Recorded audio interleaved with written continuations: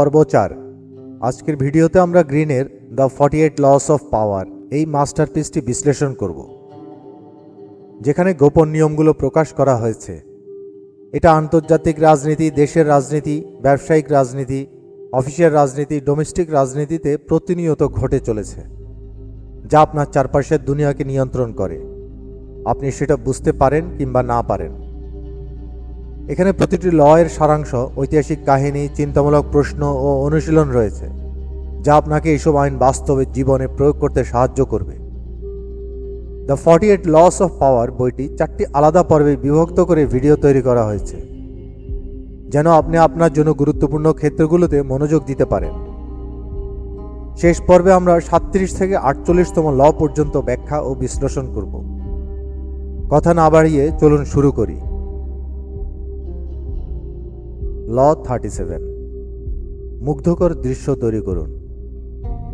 1700 শতকের শেষ দিকে লুই 14 ফরাসি রাজপ্রাসাদ প্যারিস থেকে ভার্সাইলে স্থানান্তর করলেন, যেখানে তিনি এমন একটি রাজপ্রাসাদ করলেন যা পরম ক্ষমতার প্রতীক হয়ে উঠল। লুই ভার্সাইকে রাজনীতির একটি নাট্য মঞ্চে পরিণত করলেন, যেখানে বিশদ অনুষ্ঠান এবং দৈনন্দিন রীতিনীতি চলে, যেমন তার বিখ্যাত উঠার অনুষ্ঠান। রাজকীয় অভিজাতরা তার পোশাক পরানোর কাজ পাওয়ার জন্য প্রতিযোগিতা করত। এটা হয়তো অদ্ভুত শোনায়, কিন্তু এটাই ছিল ক্ষমতার গুণী কৌশল। ক্ষমতা নেওয়া হয়নি, বরং তাকে দেওয়া হয়েছিল। রাজকীয় অভিজাতরা মঞ্চের মায়ায় এতটাই আকৃষ্ট হয়েছিল যে বুঝতেই পারেনি তারা আসলে নিয়ন্ত্রণের শিকার। মানুষ তথ্য বা যুক্তি চায় না, তারা অনুভূতি চায়। একটি সুপরিকল্পিত দৃশ্য বুদ্ধির দরজায় এড়িয়ে সরাসরি অনুভূতিতে আঘাত করে, যেখানে প্রকৃত প্রভাব ঘটে। ধরো, ধর্মীয় উৎসব, রাজনৈতিক সমাবেশ বা ভাইরাল মার্কেটিং ক্যাম্পেইন। এইগুলো কেবল শব্দের উপর নির্ভর করে না, বরং তারা ব্যবহার করে বড় ধরনের চিত্রকল্প, নাটকীয় প্রতীক এবং সুচারুভাবে সাজানো মুহূর্তগুলো, যা মুগ্ধতা তৈরি করে। মূল বক্তব্য: শক্তিশালী চিত্র ব্যবহার করুন। প্রতীক ও চিত্র মানুষের মনে শব্দের চেয়ে অধিক বেশি দীর্ঘস্থায়ী ছাপ ফেলে। নিজের একটি স্বতন্ত্র চিহ্ন গড়ে তুলুন। তা হতে পারে ব্যক্তিগত স্টাইল, স্বাক্ষর বাক্য বা একটি প্রতীকী অঙ্গভঙ্গি, যা আপনাকে ভুলনীয় করে তোলে। ঐতিহ্য থেকে শিখো। কালজয়ী প্রতীকগুলোতে ভরসা রাখবেন। অতীতে যা কাজ করেছে তা আবার কাজ করতে পারে। নাটকীয় হন।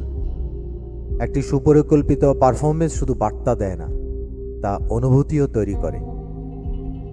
দৃশ্যগুলো মানুষের মানসিক প্রতিরোধ ভেঙে দেয়, সেখানে কোনো বিতর্কের স্থান থাকে না।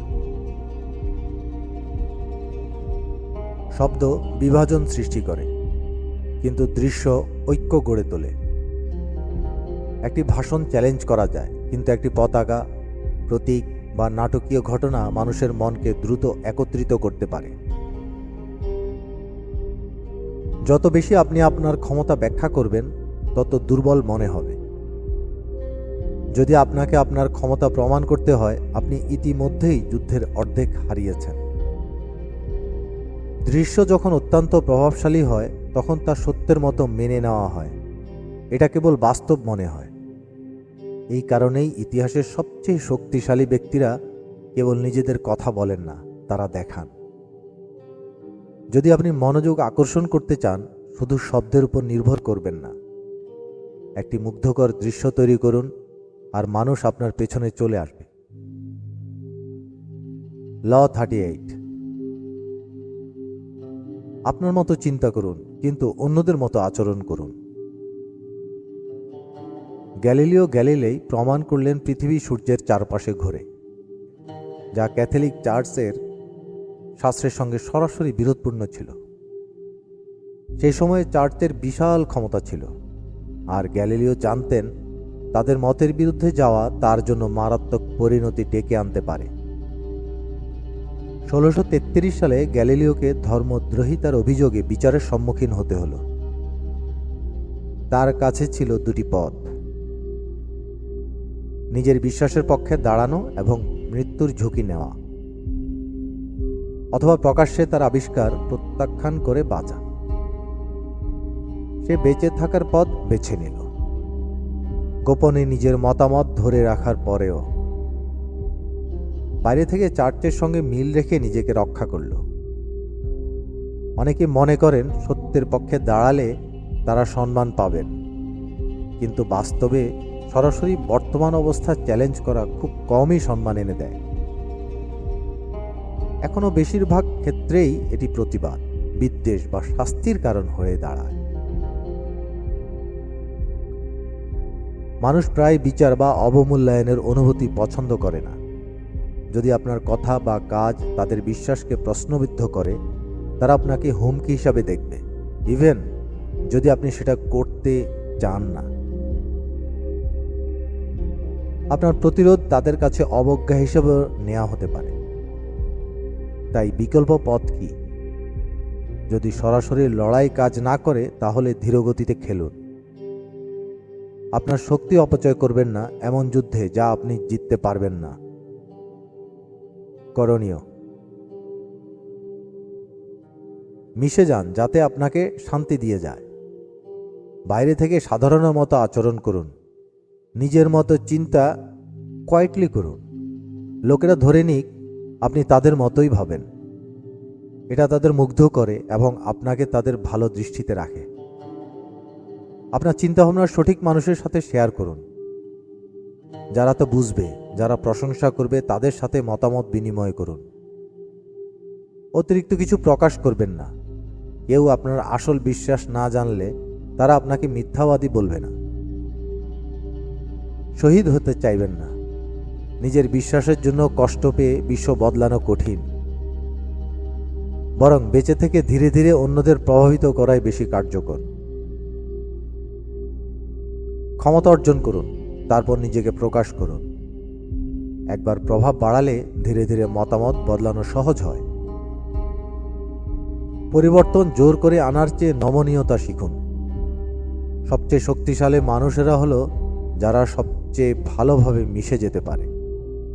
তারা মিশে যায়, নিয়ন্ত্রণ পায় এবং সঠিক সময়ে আঘাত করে। কেন এই কৌশল কাজ করে? কারণ বেশিরভাগ মানুষ তাদের বিশ্বাস স্থির করে না কারণ তারা ভালোভাবে চিন্তা করেছে। তারা বিশ্বাস করে কারণ সেই বিশ্বাস তাদের পরিচয় তৈরি করে। তাদের বিশ্বাসের বিরুদ্ধে গেলে তারা যুক্তিতে নয়, আবেগে প্রতিক্রিয়া দেয়। এই কারণে বিতর্ক খুব কমই মনের পরিবর্তন আনে, বরং শত্রু তৈরি করে।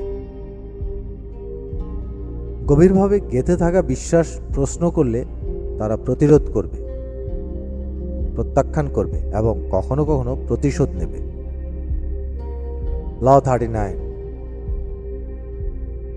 মাছ ধরার জন্য পানি ঝাঁকা। নেপোলিয়ন বোনাপার্ট, যিনি তার সামরিক প্রতিভার জন্য বিখ্যাত, প্রায় বিশৃঙ্খলা ও গোলমালকে কৌশলগত অস্ত্র হিসাবে ব্যবহার করতেন। 1809 সালে অস্ট্রিয়া আক্রমণের আগে তিনি অস্ট্রিয়ার মিত্রদের মধ্যে অবিশ্বাস ছড়িয়ে দিয়েছিলেন, তাদের ঐক্য ভেঙে দিয়ে। তারা বিভ্রান্ত ও প্রতিক্রিয়াশীল হয়ে পড়ে এবং সহজে পরাজিত হয়েছিল। পানি ঝাঁকালেই নেপোলিয়ন তার শত্রুদের তাড়াহুড়া করে সিদ্ধান্ত নিতে বাধ্য করেছিল, যা তাকে যুদ্ধক্ষেত্রে সম্পূর্ণ নিয়ন্ত্রণে এনে দেয়। কেন এটা কাজ করে? আবেগ হলো দুর্বলতা, ক্ষমতার শত্রু। যখন আপনি নিয়ন্ত্রণ হারান, আপনি শত্রুকে সুযোগ দেন। কিন্তু যদি আপনি ঠান্ডা মাথায় থেকে অন্যদের রাগান্বিত করেন, তাহলে আপনি অবশ্যম্ভাবী সুবিধা পাবেন। তারা হয়তো অপ্রত্যাশিত, আবেগপ্রবণ ও সহজে নিয়ন্ত্রণযোগ্য হয়ে পড়ে। এই কারণে মহান কৌশলীরা অন্যদের আবেগ উস্কে দেয়, কিন্তু নিজের আবেগ কখনো নিয়ন্ত্রণ ছাড়ে না। কিভাবে শত্রুকে রাগান্বিত করা যায়? শান্তির মধ্যে ঝাঁকানি সৃষ্টি করুন। যখন পরিস্থিতি শান্ত, শত্রু সময় পায় পরিকল্পনা করার। তাই তাদের ভারসাম্য নষ্ট করুন। তাদের প্রস্তুতির আগেই কাজ করতে বাধ্য করুন। তাদের অহংকার, অনিশ্চয়তা বা ভয়ের উপর খেলুন। তাদের দুর্বলতা কাজে লাগান। সত্যিকারের বা কাল্পনিক দুর্বলতা উন্মোচন করুন। তারা অতিরিক্ত প্রতিক্রিয়া দেখাবে, যা আপনার জন্য সুযোগ তৈরি করবে। নিজেকে দুর্বল দেখান। সহজ লক্ষ্য মনে করলে শত্রুরা অন্ধভাবে আক্রমণ করবে। অটল থাকুন। মানুষ নিয়ন্ত্রণ হারাতে ঘৃণা করে, আপনি শান্ত থাকুন। তারা ঝামেলায় পড়বে এবং আরও হতাশ হবে। যুদ্ধ বেছে নিন। কখনো এমন কাউকে উস্কে দিবেন না যাকে আপনি মোকাবিলা করতে পারবেন না। যদি আপনি নিজেই প্ররোচিত হন, আপনার ক্রোধ হারানো তাদের হাতে শক্তি তুলে দেয়। প্রথমে তারা ভয় পাবে, কিন্তু ভয় অল্প স্থায়ী, বিদ্বেষ দীর্ঘস্থায়ী। আপনি অস্থিতিশীল ও অবিশ্বাসযোগ্য দেখাবেন। শত্রু তৈরি করবে যারা আপনার পতনের অপেক্ষায় থাকবে। আপনি এমন কথা বলবেন যা পরে আপনাকে দুঃখ দেবে। এটি সকলকে জানিয়ে দেবে আপনি নিয়ন্ত্রণ হারিয়েছেন। আপনি শক্তিশালী নয়, বরং শিশুদের মতো আচরণকারী মনে হবে। সত্যিকারের শক্তিশালী লোকরা কেমন হয়? তারা ক্রোধকে অস্ত্র হিসাবে দেখায়, প্রতিক্রিয়া নয়। শান্ত থেকে তারা পরিস্থিতির নিয়ন্ত্রণ করে। নিজের আবেগ নিয়ন্ত্রণ করলে অন্যদের আবেগ নিয়ন্ত্রণ করাও সহজ হয়। কৌশলগত টিপস: অনিশ্চিতদের দক্ষতা নিয়ে প্রশ্ন করে তাদের বিরক্ত করুন। অধৈর্যদের অপেক্ষা করিয়ে বিরক্ত করুন। নকল রাগ ব্যবহার করুন, আসল প্রতিক্রিয়া নয়। প্রয়োজনে জোর দেখাতে হবে হিসেব করে। উপসংহার: গোলমাল হলো শক্তিশালী হাতিয়ার তাদের জন্য যারা জানে কিভাবে ব্যবহার করতে হয়। নিজেকে নিয়ন্ত্রণে রাখুন, কিন্তু যখন প্রয়োজন তখন পানি ঝাঁকাতে দ্বিধা করবেন না। ল 40: বিনামূল্যের খাবারকে অবজ্ঞা করুন। লুইস 14তম যখন রাজা হলেন, তখন মহারাজারা বিদ্রোহী এবং নিয়ন্ত্রণ করা কঠিন ছিল, কিন্তু তিনি তাদেরকে জোরে দমন করার পরিবর্তে আর্থিকভাবে নির্ভরশীল করে তুললেন। তাকে রাজ্যের মর্যাদা বজায় রাখতে তাদের প্রচুর খরচ করতে বাধ্য করলেন, যার ফলে তাদের সম্পদ ক্ষীণ হয়ে গেল। তারপর যখন তার আনুগত্য দরকার হলো, সে সরাসরি দাবি করল না, তার বদলে একটি নির্বাচন করার ভুয়া ভাবনা তৈরি করল। সে প্রথমে কোনো মহারাজার প্রতি উপেক্ষা করত, তাদের উদ্বিগ্ন করত। তারপর যখন তারা সবচেয়ে কম প্রত্যাশা করত, তখন তাদের একটি উপকার বা পদ, সন্তানদের জন্য তহবিল, অঞ্চল অথবা অমূল্য উপহার দিত। কৃতজ্ঞতা বিদ্রোহীদের জায়গায় এসে অনুগতিতে পরিণত হল। তারা অনুভব করল তারা বাধ্য, জোর করে নয়, এবং এটি তাদের আনুগত্যকে অনেক বেশি শক্তিশালী করে তোলে। কিছুই আসলে বিনামূল্যে নয়। যা বিনা খরচে দেওয়া হয় তার সঙ্গে গোপন দড়ি, বাধ্যবাধকতা, প্রতারণা বা ভবিষ্যতে ফেরত দেওয়ার উপকার থাকতে পারে, যা আপনি নাও চাইতে পারেন। বিনামূল্যের উপহার গ্রহণ করলে আপনি দুর্বল, নির্ভরশীল ও নিয়ন্ত্রণাধীন হয়ে যেতে পারেন যারা তা দেয় তাদের দ্বারা। কিন্তু যখন আপনি পুরো দাম দেন, আপনি স্বাধীন থাকেন, কারো কাছে ঋণী হবেন না। কৌশলগত উদারতা আলাদা, সঠিক সময় দেওয়া প্রভাব তৈরি করে। উদারতার খ্যাতি মানুষকে আপনাকে শ্রদ্ধা করতে, বিশ্বাস করতে এবং আরও ভালো আপনার প্রতি ঋণী মনে করায়। চাবি হলো কখন দিতে হবে এবং কখন অস্বীকার করতে হয় জানা। আর্থিক বিষয়ে মানুষের চিন্তা বুঝুন। সবাই অর্থকে ভালোভাবে ব্যবহার করে না। কেউ কেউ অর্থকে নিয়ন্ত্রণ করতে দেয়, ফলে তারা পূর্বানুমানযোগ্য ও সহজে শোষিত হয়। ক্ষমতা চালাতে হলে এই ধরনের মানুষের চিনে নিতে শিখুন। 1. লালসুক মাছ। শুধু লাভের পেছনে সম্পর্কের চেয়ে সংখ্যা বেশি গুরুত্বপূর্ণ। সস্তা জিনিসের ভক্ত। মূল্য দেখে বিচার করে, মান নয়। ছাড় খোঁজে, দীর্ঘমেয়াদী লাভ না দেখে। 3. আর্থিক নিষ্ঠুর ব্যক্তি। অর্থকে অস্ত্র হিসেবে ব্যবহার করে, দেরিতে দেয়, ঋণের মাধ্যমে নিয়ন্ত্রণ করে, চাপ তৈরি করে। 4. অবিবেচক দাতা, পরিকল্পনা ছাড়া সবাইকে দেয়, যাচাই না করেই, যার ফলে তাদের দান অমূল্য হয় না। নিয়ন্ত্রণে থাকতে হলে এটা বুঝুন, অর্থ শুধুমাত্র সম্পদ নয়, এটা ক্ষমতার হাতিয়ার।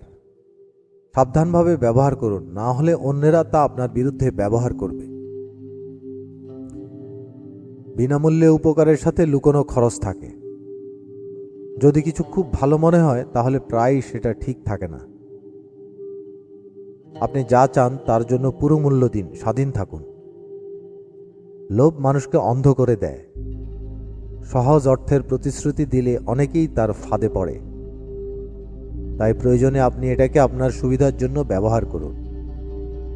স্বপ্ন বিক্রি করা স্বপ্নের চেয়ে বেশি লাভজনক। সবচেয়ে বুদ্ধিমান খেলোয়াড়রা শুধু ধন কামায় না, তারা অন্যদের শিখিয়ে লাভ করে। অর্থকে লোভনীয় করে ব্যবহার করুন, বাঁচানোর জন্য নয়। সস্তা হওয়া বিভ্রান্তি।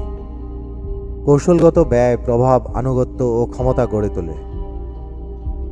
দ্রুত অর্থ দ্রুত চলে যায়। সত্যিকারের ক্ষমতা তৈরি হয় ধৈর্য, নিয়ন্ত্রণ এবং দীর্ঘমেয়াদী চিন্তাভাবনার মাধ্যমে। ল 41,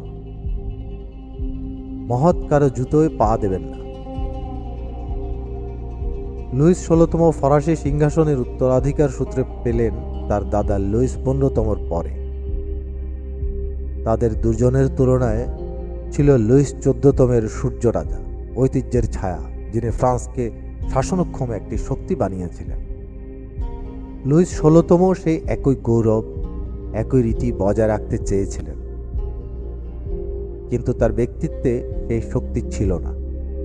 সেখানে লুইস 14তম সম্মান আদায় করতেন, লুইস 16তম দ্বিধাগ্রস্ত ছিলেন। নতুন যুগের সাথে খাপ খাইয়ে নেওয়ার বদলে তিনি পুরনো নিয়মে আটকেই থাকলেন। ফলে একজন কিংবদন্তির নকল করার চেষ্টা করে তিনি নিজেকে পরাজয়ের দিকে ঠেলে দিলেন। তিনি দুর্বল রাজা হয়ে গেলেন, রাজাদের নিয়ন্ত্রণ হারালেন এবং শেষ পর্যন্ত সিংহাসন ও মাথা দুটোই হারালেন। ক্ষমতা মানে উপস্থিতি, নিজেকে আলাদা করে দেখানো। কিন্তু যখন আপনি কারো অনুসরণ করেন তখন আপনার উপস্থিতি ছোট হয়ে যায়। অনেক উত্তরাধিকারীরা ভুল করে ধরে নেয় যে তারা আগের পরিকল্পনা অনুসরণ করে সফল হবে। কিন্তু সময় পরিবর্তিত হয়, পরিস্থিতি বদলায়। যা আগে কাজ করত সেটি এখন কাজ নাও করতে পারে। এক যুগে সাম্রাজ্য গড়ার কৌশল অন্য যুগে তা ধ্বংস করতেই পারে। তাই অনুসরণ করবেন না, মুক্ত হন। পুরনো ভুলে আটকে থাকবেন না। 5টি কারণ। 1, নিজের জগৎ গড়ার সুযোগ নষ্ট হয়। পুরনোতে আটকে থাকলে কিছু নতুন করা সম্ভব হয় না। 2, পুরনো নিয়মে বেঁধে রাখে, যুগ বদলায়, পুরনো সমাধান আজকের সমস্যা মিটাবে না।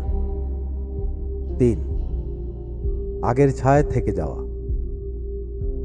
বন্দী থাকলে কখনো প্রথম হতে পারবেন না, সবসময় দ্বিতীয় থাকবেন। 4, পুরনো সফলতার পুনরাবৃত্তি ভুল।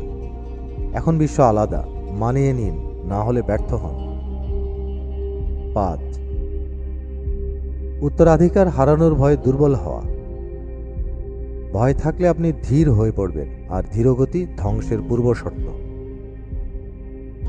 বিকল্প কি তাহলে? ক্ষমতা পুরনো ধরে রাখার মধ্যে নয়, ভবিষ্যৎ গড়ার মধ্যে। নিজের জন্য জায়গা তৈরি করুন। কিভাবে? পূর্বপুরুষের প্রতীকী অবসান ঘটান। শুধুমাত্র পুরনো যাত্রা শেষ করলে আপনি নিজের পথে হাঁটতে পারবেন। নেপোলিয়ন রাজতন্ত্র বিলুপ্ত করে নিজেই সম্রাট হন। পুরনো থেকে সম্পূর্ণ বিচ্ছিন্নতার সংকেত দিয়েছিলেন। পুরনো প্রথা প্রত্যাখ্যান করুন। রাজাদের ফাঁসি এক ধরনের প্রতীক। পুরনো পথ থেকে দূরে সরে যান। যেমন স্টিভ জবস ফিরে এসে অ্যাপেলের পুরনো ব্যর্থ প্রকল্পগুলো বন্ধ করে নতুন কিছু গড়েছিলেন। প্রজন্মের ব্যবধান ব্যবহার করুন।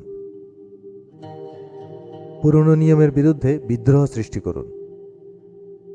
পুরনোকে অবলুপ্ত আপনাকে নতুন যুগের নেতা হিসেবে উপস্থাপন করুন। পরিষ্কার বিরতি তৈরি করুন। প্রতীকী কাজগুলো গুরুত্বপূর্ণ। যেমন ইলন মাস্ক টুইটারের বিখ্যাত পাখি লোগো সরিয়ে এক্স নামের নতুন ব্র্যান্ড তৈরি করলেন। পুরনো ভাঙ্গাই কাজের অর্ধেক মাত্র। পুরনো সরানোর পর নতুন কিছু তৈরি করুন। ক্ষমতা আসে শুধু পুরাতন প্রত্যাখ্যান থেকে নয়, আপনি নিজেকে নতুন শক্তি হিসাবে প্রতিষ্ঠা করার মধ্যে দিয়েও। এখনকার ফাঁক খুঁজে বের করুন। যেখানে কিছু অনুপস্থিত সেখানে নিজেকে প্রথম এবং একমাত্র করুন। যেমন একটা অনন্য স্থান তৈরি করুন যেখানে পুরনো ছায়া আপনাকে ছোবেই না। নিজস্ব নাম গড়ো যা এককভাবে মনে থাকবে। সেরা পাঠ: পরের কেউ হওয়ার চেষ্টা করবেন না, প্রথম নিজে হন। ইতিহাস উদ্ভাবকদের মনে রাখে, নকলকারীদের নয়। যদি সত্যিকারের ক্ষমতা চান, অন্যের জুতোয় হাঁটবেন না, নিজের পথ তৈরি করুন। ল 42: রাখালকে আঘাত করো, ভেড়াগুলো ছড়িয়ে পড়বে। বিংশ শতাব্দীর মাঝামাঝি সময়ে এফবিআইয়ের প্রধান জে এডগার হুভার সংগঠিত অপরাধ ভাঙার লক্ষ্যে কাজ করতেন। কিন্তু তিনি প্রতিটি ছোট অপরাধের পিছনে সময় নষ্ট করতেন না। তার দল লিডারদের ধ্বংস করার মনোযোগ দিতেন। উদাহরণস্বরূপ আল ক্যাপোনে। তিনি ইতিহাসের সবচেয়ে শক্তিশালী অপরাধ সাম্রাজ্যের এক মালিক ছিলেন। এফবিআই প্রতিটি খুনের দালাল ও জালদারির পিছনে পড়েনি, তাকে ধরেছে কর ফাঁকি দেওয়ার জন্য। ক্যাপনের অপসারণের পর তার পুরো নেটওয়ার্ক ভেঙে পড়ে। যদি কোনো দলকে ধ্বংস করতে চান, সবার সাথে লড়াই করবেন না, শুধুমাত্র নেতাকে ধ্বংস করুন। শক্তিশালী নেতা হলো সেই দলের রশি যা দলকে একসাথে রাখে। নেতা না থাকলে বিশৃঙ্খলা ছেয়ে যায়। এটা শুধু অপরাধের ক্ষেত্রে নয়, টক্সিক কাজের পরিবেশ, সমস্যাযুক্ত গ্রুপ বা বিশৃঙ্খল পরিবেশের ক্ষেত্রেও প্রযোজ্য। সমস্যা কভারে আসে না, সাধারণত এক ব্যক্তি থেকে শুরু হয়। প্রথমে সমস্যা হয় ছোট ছোট বিবাদ, প্যাসিভ অ্যাগ্রেসিভ আচরণ বা সূক্ষ্ম আক্রমণাত্মক। কিন্তু নজরে না নিলে তা ভাইরাসের মতো ছড়িয়ে পড়ে। রাগ জমে, মানুষ পক্ষপাত হয়, সবকিছু নিয়ন্ত্রণ হারিয়ে ফেলে। এজন্য সমস্যার মূল কারণ না ধরলে আড়ম্বরের সমস্যাগুলো বারবার আসে। মূল রাখালকে আগে চিহ্নিত করুন। তারা সাধারণত 3 ধরনের হয়ে থাকে। 1. অহংকারী এলিট, যারা নিজেদের সবার থেকে উপরে ভাবেন। 2. একাকী নেতা, ক্ষমতাশীল কিন্তু আসল সাপোর্ট নেই। 3. ম্যানিপুলেটর, সবসময় উত্তেজনা সৃষ্টি করে। তাদের বদলানোর চেষ্টা করবেন না। তাদের সন্তুষ্ট করলেই তারা আরো ড্যান্সি হয়ে ওঠে। সরাসরি লড়াই করবেন না। যদি মুখোমুখি হন, তারা ভুক্তভোগীর ভূমিকা নিয়ে সমর্থন যোগাবে। তাদের প্রভাব বাড়ার আগে বিচ্ছিন্ন করুন। তাদের সমর্থকদের থেকে আলাদা করুন। বেশ না থাকলে তাদের ক্ষমতা শেষ। দ্রুত কাজ করুন, তবে দীর্ঘক্ষণ রাখলে ক্ষতি বেড়ে যায়। তাদের উদাহরণ তৈরি করুন। একজনকে ত্যাগ করলে বাকিরা শক্তিশালী হয়। তাদের প্রকৃত চেহারা প্রকাশ করলে তাদের ক্ষমতা ধ্বংস হয়। হয়তো ভাবছেন সরাসরি সরিয়ে ফেলা ভালো, কিন্তু ইতিহাস বলে সরিয়ে ফেলা তাদের মর্মান্তিক নায়ক বানায়, যারা অনুপস্থিত থেকেও প্রভাব বাড়ায়। বুদ্ধিমানের কাজ হলো বিচ্ছিন্ন করা। তাদের ক্ষমতা থেকে কেটে ফেলুন, কিন্তু ভুক্তভোগীর মর্যাদা দিবেন না। যখন মানুষ বিচ্ছিন্ন হয়, তারা দুর্বল হয়ে পড়ে। তাদের ক্ষমতা আসলে তাদের নয়, তাদের অনুসারীদের কাছ থেকে। অনুপস্থিতি তাদের অসহায় করে তোলে, তারা বিশ্বাসযোগ্যতা হারায়। যখন বিচ্ছিন্ন করা হয়, তাদের কর্তৃত্ব ম্লান হয়ে যায়। 3 ধরনের বিচ্ছিন্নতা: শারীরিক বিচ্ছিন্নতা, নির্বাসন, পরিবেশ থেকে সরিয়ে ফেলা, রাজনৈতিক বিচ্ছিন্নতা, প্রভাব থেকে বঞ্চিত করা, সমর্থন কেটে ফেলা, মনস্তাত্ত্বিক বিচ্ছিন্নতা, গোপনে বদনাম করা, দলের সবাইকে তার বিরুদ্ধে ঘোরানো। শেষ কথা, ক্ষমতা সব যুদ্ধ জিততে নয়, সঠিক লক্ষ্য আঘাত করা। নেতাকে সরিয়ে ফেলুন, বাকি দল নিজেরাই বিচ্ছিন্ন হয়ে পড়বে। ল 43, অন্যের হৃদয় ও মন জয় করুন। নেপোলিয়ন বোনাপার্ট জানতেন, ভয় দিয়ে চিরস্থায়ী আনুগত্য অর্জন করা যায় না। শুধু শক্তির উপর নির্ভরশীল শাসক বসে থাকে এক টাইম বোমার উপর। এই কারণেই তিনি তৈরি করেছেন লিজন অফ অনার পদবী, একটি সম্মানজনক পদক যা শুধু জেনারেলদের নয়, সাধারণ সৈনিককেও সাহসিকতার জন্য দেওয়া হতো। এইভাবে তিনি তার সৈন্যদের মনে মর্যাদার অনুভূতি তৈরি করলেন। তারা তার জন্য যুদ্ধ করত শুধু কর্তব্যবোধ থেকে নয়, ইচ্ছা থেকে। ভয় মানুষকে কিছুদিন বাধ্য করে, কিন্তু ভয় থেকে জন্ম নেয় ক্ষোভ। আর এই ক্ষোভ অদৃশ্য হয়ে যায় না, তা জমতে থাকে, বাড়তে থাকে। হঠাৎ একদিন বিস্ফোরণ ঘটে। আপনি যত বেশি জোর করবেন, মানুষ তত বেশি মুক্তির স্বপ্ন দেখতে শুরু করবে। তাদের ভয় দেখিয়ে শাসন করলে আপনি শুধু অনুসারী তৈরি করবেন না, আপনি ভবিষ্যতে শত্রুও তৈরি করবেন। তাহলে বিকল্প কি? আকর্ষণ। মানুষকে জোর করে অনুসরণ করানো নয়, তাদের এমনভাবে প্রলুব্ধ করুন যাতে তারা নিজের ইচ্ছায় অনুসরণ করে। তখন তারা বেশি বিশ্বস্ত হয়, কারণ তারা নিজেকে স্বাধীন মনে করে। না থাকে বিদ্রোহ, না থাকে প্রতিরোধ। এটাই প্রকৃত ক্ষমতা। কিন্তু কাউকে আকর্ষণ করতে হলে তাদের ভেতরে চালিকা শক্তি বুঝতে হবে। কেউ খোঁজে স্বীকৃতি, কেউ চায় নিরাপত্তা, অনেকে চালিত হয় অহংকারে। তাদের যা দরকার সেটা যদি আপনি দিতে পারেন, তারা আপনার হয়ে লড়বে হাসি মুখে। কিন্তু যদি তাদের অনুভূতিকে উপেক্ষা করেন, তারা আপনার বিরোধী হয়ে উঠবে। এভাবে আপনি প্রভাব করবেন। তাদের হতাশায় ঠেলে দিন, তারপর মুক্তি দিন, তারা কৃতজ্ঞ হবে। কষ্টের প্রত্যাশা তৈরি করুন, তারপর আনন্দ দিন, তারা অনুগত হবে।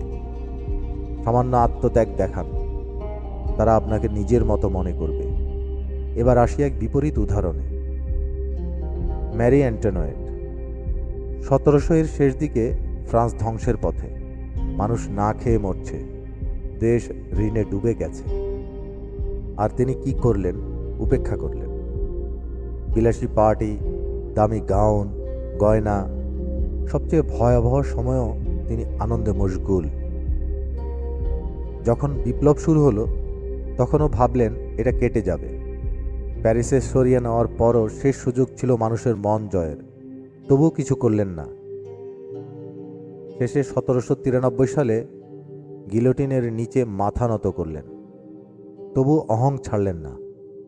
এরা শুধু ক্ষমতা হারায় না, তারা নিজেকে ধ্বংস করে। এখানে 5টি মারাত্মক ভুল যা পতন নিশ্চিত করে। 1. বাস্তবতা থেকে বিচ্ছিন্ন থাকা, জনগণের আবেগ না বোঝা। 2. বিশ্বাস করা যে আনুগত্য পাওয়া স্বাভাবিক, শ্রদ্ধা অর্জন করতে হয়। 3. মনোবিজ্ঞানের প্রতি অজ্ঞতা, মানুষের মন না বুঝে চাপ দিলে বিদ্রোহ হয়। 4. নষ্টামো ও অতি লালিত আচরণ, সবকিছু পাওয়া অভ্যাস হয়ে যায়। 5. মানুষকে প্রভাবিত করতে ব্যর্থ হওয়া, ভাবেন সবাই আপনিই অনুসরণ করবে। টিকে থাকতে চাইলে এর বিপরীত করুন। প্রভাব মানে আধিপত্য নয়, প্রভাব মানে সংযোগ। মানুষের মনোভাব বুঝুন, তাদের আবেগ কি চায় সেটা বুঝুন। কথা বলার ধরন ঠিক করুন, এমনভাবে বলুন যেন তারা প্রলুব্ধ হয়। যত উপরে উঠবেন তত নিচের মানুষের সঙ্গে সংযুক্ত থাকতে হবে। শক্ত ভিত্তি গড়ুন, ঝড় এলে তারাই আপনাকে রক্ষা করবে। শত্রুকে মিত্রে পরিণত করুন, তারা সবচেয়ে উগ্রভাবে আপনার পক্ষ নেবে। কাজ করার আগে চিন্তা করুন। মানুষের ভয়, ইচ্ছা ও দুর্বলতা বুঝে কৌশল নির্ধারণ করুন। কঠোরতার সঙ্গে দয়া মেশান, ভেঙে দিন, তারপর গড়ুন। মানুষ নিজ স্বার্থে কাজ করে, তাদের সেই স্বার্থকেই ব্যবহার করুন। যত বড় আপনার সমর্থনের বৃত্ত, তত মজবুত আপনার ক্ষমতার ভিত্তি। ল 44। আয়নার প্রভাবে নিরস্ত্র করো এবং ক্ষুব্ধ করে তোলো। শীতল যুদ্ধের সময় আমেরিকা ও সোভিয়েত ইউনিয়নের হাতে এত পারমাণবিক অস্ত্র ছিল যে তারা চাইলে একে অপরকে ধ্বংস করতে পারত। কিন্তু যেহেতু কেউ আগে আক্রমণ করলে নিজেও ধ্বংস হতো, তাই তারা এক ধরনের কৌশলের মধ্যে আবদ্ধ হয়। এটা ছিল প্রতিচ্ছবি কৌশল। এক পক্ষ যত অস্ত্র বানাতো, অন্য পক্ষ তত বানাতো। এক পক্ষ সৈন্য মোতায়েন করলে অপর পক্ষ তাই করত। এই আয়নার খেলা উভয়কে নিয়ন্ত্রণ রাখত এবং যুদ্ধ শুরু হতে দিত না। আয়নার বাস্তবতা প্রতিফলিত করে, কিন্তু সেটা প্রতারণাও করতে পারে। কাউকে নকল করলে তাদের আচরণ, কৌশল বা মনোভাব আয়নার মতো প্রতিফলিত করলে তাদের বিভ্রান্ত করে ফেলা যায়। তারা আর আপনার পরবর্তী পদক্ষেপ অনুমান করতে পারে না। তাদের এই বিভ্রান্তই আপনাকে নিয়ন্ত্রণে এনে দেয়। এই মিরর এফেক্ট কাজ করে দুইভাবে। এক, আকর্ষণ করে। মানুষ নিজের প্রতিচ্ছবি ভালোবাসে।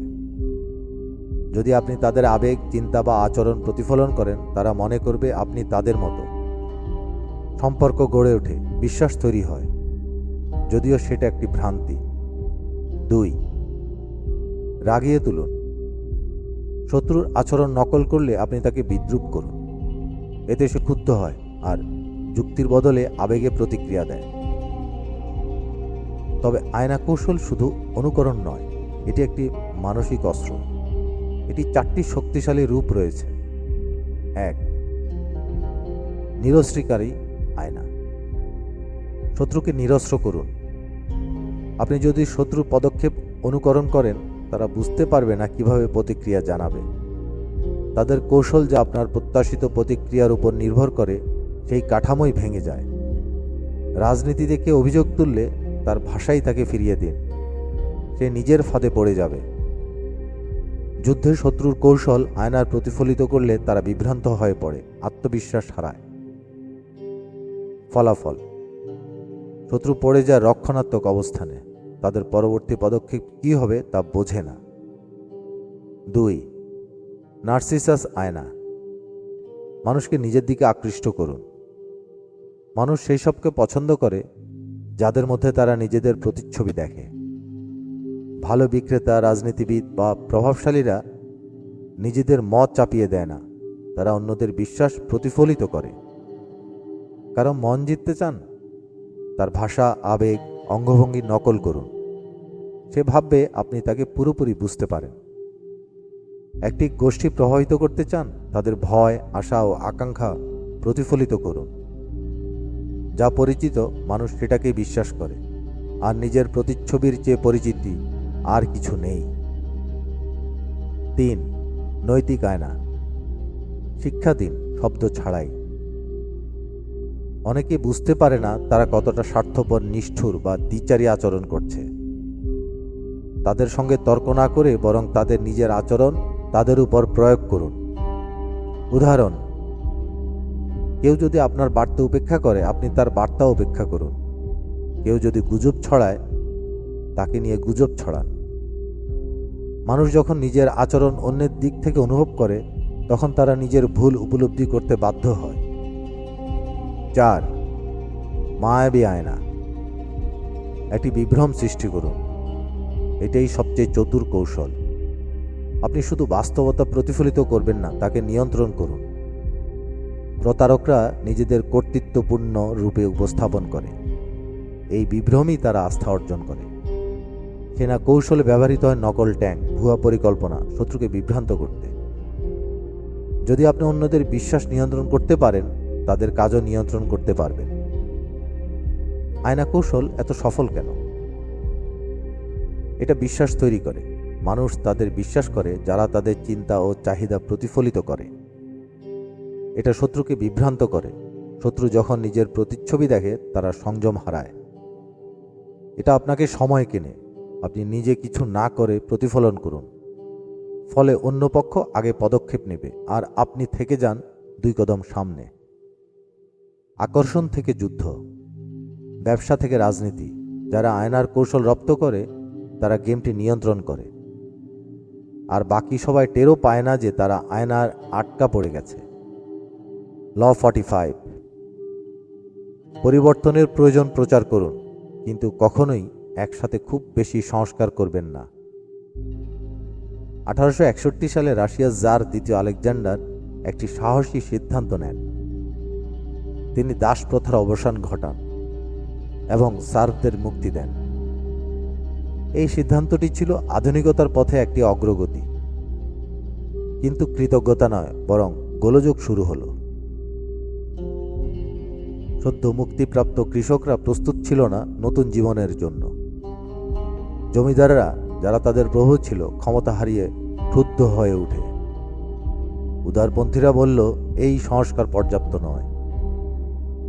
রক্ষণশীলরা বলল, পরিবর্তন অতিরিক্ত দ্রুত হচ্ছে। রাশিয়া পড়ে যায় পুরাতন ও নতুনের দ্বন্দ্বে, আর সেই প্রতিক্রিয়া হয়ে ওঠে প্রাণঘাতী। আলেকজান্ডার দ্বিতীয়কে বিপ্লবীরা হত্যা করে। তারা মনে করত তার পরিবর্তন এসেছে অপর্যাপ্ত ও অনেক দেরিতে। শিক্ষণীয় বিষয়, মানুষ পরিবর্তন চায়, কিন্তু যখন সেটা অতি দ্রুত আসে তারা প্রতিরোধ করে। তারা স্থিরতা চায় না, কিন্তু তারা অস্থিরতাকে আরও বেশি ভয় পায়। ইতিহাস বারবার প্রমাণ করেছে, যারা রেডিক্যাল পরিবর্তন আনে তারা খুব কমই তার সুফল দেখে। ফরাসি বিপ্লব শুরু হয় স্বাধীনতার প্রতিশ্রুতি দিয়ে, শেষ হয় গিলোটিনের রাজত্বে। সোভিয়েত ইউনিয়ন শুরু হয় কর্মীদের স্বর্গ দিয়ে, পরিণত হয় একনায়কতন্ত্রে। কেন? কারণ হঠাৎ পরিবর্তন মনে হয় বিশৃঙ্খলা। মানুষ পরিবর্তনকে মেনে নেয় না, তারা তাদের পরিচিত জগৎ হারানোর ভয়ে মেনে নিতে পারে না। তাহলে সমাধান কি?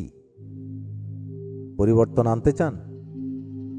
তাকে অতীতের প্রাকৃতিক ধারাবাহিকতা হিসেবে উপস্থাপন করুন। মানুষ পরিবর্তন নয়, হারানোর ভয়ই প্রতিক্রিয়া জানায়। পরিবর্তনকে গ্রহণযোগ্য করার 5টি কৌশল। 1, ঐতিহ্যের সঙ্গে জুড়ে দিন। পুরনো প্রতীক, পদবি ও রীতি রেখে দিন। এতে মানুষ মনে করে কিছুই বদলায়নি। 2, যা সরাতে চান তার বিকল্প দিন। হঠাৎ কিছু বাদ গেলে মানুষ আতঙ্কিত হয়, তাই বদলে যাওয়ার সময় পরিচিত কিছু দিয়ে প্রতিস্থাপন করুন। 3, ধীরে, নীরব ও ধাপে ধাপে করুন। ছোট ছোট ধাপে রূপান্তর আনো, যেন মনে হয় এটি স্বাভাবিক উন্নতি, বিপ্লব নয়। 4, ন্যারেটিভ নিয়ন্ত্রণ করুন। সংস্কারকে এমনভাবে উপস্থাপন করুন যেন এটি ইতিহাস রক্ষার উপায়। মানুষ অতীত ভাঙতে চায় না, তারা শুধু সংশোধন মেনে নেয়। 5, বড় পরিবর্তনকে ছোট করে দেখান। যুগান্তকারী কিছু করছেন, সেটাকে যেন শুধুই এক সামান্য পরিবর্তন মনে হয়। মানুষ নস্টালজিয়ায় আস্থা রাখে, তাই ভবিষ্যতের পথে এগিয়ে গেলেও বলবেন, সোনালী অতীত ফিরে আসছে। বিপ্লব বিপজ্জনক। যারা বিপ্লব শুরু করে তারা অনেক সময় টিকে থাকতে পারে না। যদি টিকে থাকতে চান, প্রতিক্রিয়া বা প্রতিরোধ আসার আগেই তা নিরপেক্ষ করে ফেলুন। পরিবর্তন অবশ্যম্ভাবী, কিন্তু আপনি যেভাবে তা উপস্থাপন করবেন তাই নির্ধারণ করবে মানুষ মেনে নেবে নাকি বিদ্রোহ করবে। কারণ শেষ পর্যন্ত মানুষ পরিবর্তনকে ভয় পায় না, তারা ভয় পায় পরিচিত জিনিস হারাতে। ল 46, কখনোই অতিরিক্ত নিখুঁত বলে নিজেকে উপস্থাপন করবেন না।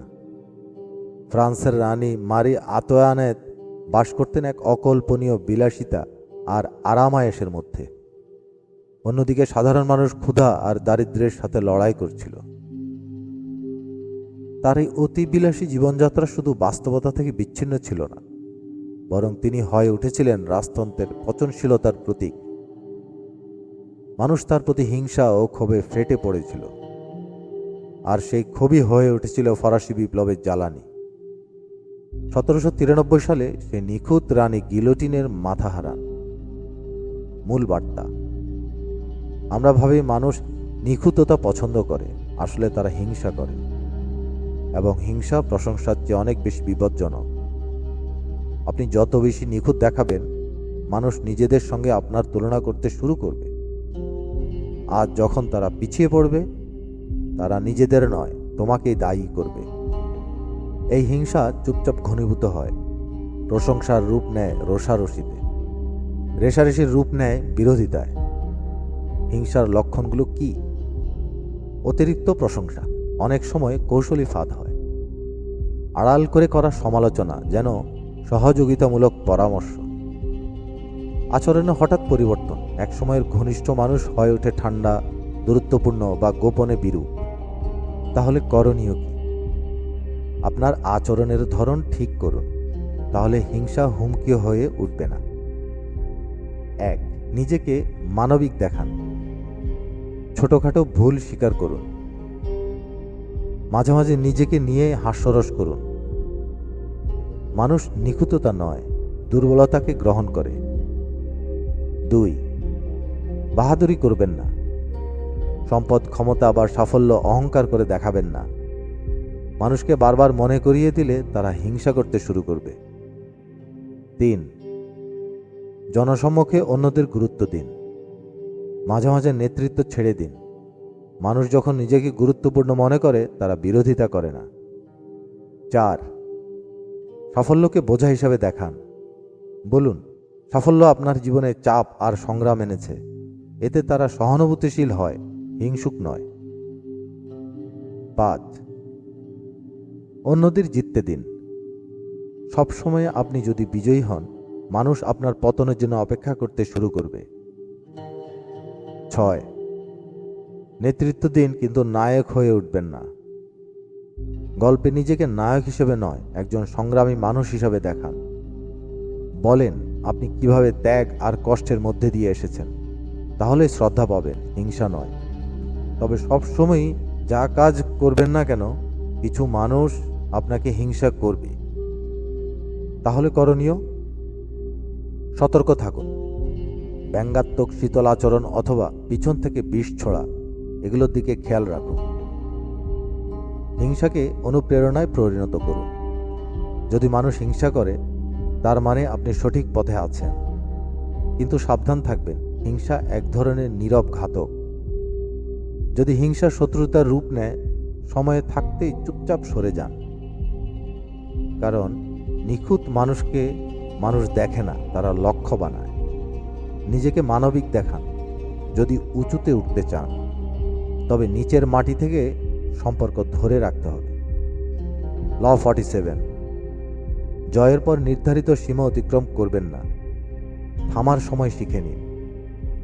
1812 সালে নেপোলিয়ন বোনাপার্ট তার ক্ষমতার চূড়ায় ছিলেন। ইউরোপের একটি বিশাল অংশ তিনি জয় করে ফেলেছিলেন, কিন্তু এই সাফল্য তার জন্য যথেষ্ট ছিল না। তিনি আরও এগোতে চাইলেন। এবার রাশিয়া আক্রমণ করলেন 6 লক্ষেরও বেশি সৈন্য নিয়ে, একটি দ্রুত জয়ের আশায়। প্রথমে তিনি সফল হন, কিন্তু যত গভীরে অগ্রসর হলেন, নিষ্ঠুর রাশিয়ার শীত এবং কৌশল তার বাহিনীকে ধ্বংস করে দিল। অভুক্ত, ক্লান্ত আর ঠান্ডায় জমে যাওয়া সৈনিকদের নিয়ে নেপোলিয়নের অজেয় বাহিনী ভেঙে পড়ল, আর সেখান থেকে শুরু হয় তার পতনের যাত্রা। নেপোলিয়নের পতন ব্যর্থতার কারণে হয়নি, বরং অতিরিক্ত জয়ের লোভে অবিবেচক হয়ে ওঠার ফলে হয়েছে। মূল বার্তা: ক্ষমতার খেলায় বুদ্ধিমত্তাই পথপ্রদর্শক, আবেগ নয়। আর সবচেয়ে বিপজ্জনক আবেগ আসে জয়ের পর। জয় মস্তিষ্ককে আচ্ছন্ন করে, আপনাকে অতিরিক্ত আত্মবিশ্বাসী করে তোলে, আর তাতে আপনি আপনার প্রাথমিক লক্ষ্য ছাড়িয়ে যেতে চান। কিন্তু ঠিক এই সময়ই আপনি সবচেয়ে দুর্বল। সফলতার পর যে ফাঁদগুলো তৈরি হয়, আপনি ভাবুন একবার সাফল্য পেলে সেটা আপনা আপনি চলতে থাকবে। বাস্তবতা হলো পরিস্থিতি বদলে যায়, আর পুরনো কৌশল সবসময় কাজ দেয় না। দুর্ভাগ্য আপনাকে প্রস্তুত হতে শেখায়, কিন্তু ভাগ্য যখন সহায় হয় তখন আপনি নির্ভর হয়ে পড়েন। পরিকল্পনা করবেন না, সতর্ক থাকবেন না। তাহলে কি করতে হবে? 1.